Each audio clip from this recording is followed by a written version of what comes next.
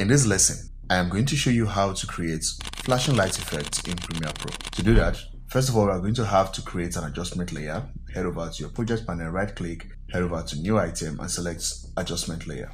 And then click on OK. And then you are going to determine where you want the flashing lights to start from. In this case, let's say this point right here. So I'm going to click and drag the adjustment layer onto that point. And then reduce the length of the adjustment layer to the point where I want the flashing lights to stop. Let's say right there. And then I'm going to head over to effects and search for strobe lights.